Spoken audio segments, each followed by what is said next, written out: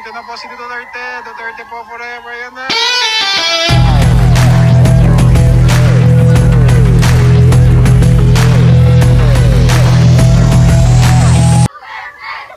Lilipat ba ako ng daan? Hindi, may mga media eh. As. Duterte. Ayan, sige. Lipat tayo guys. Lipat tayo.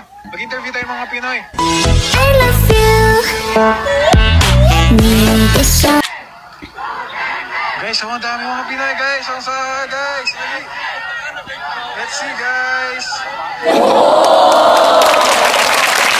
Dito guys, yung media, international media. Dito.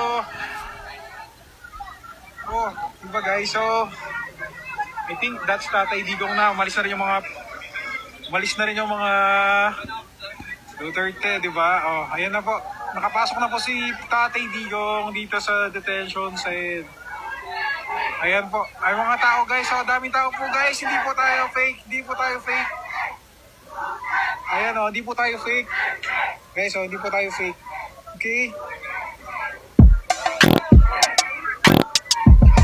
Hindi po tayo fake guys. Ito na yan.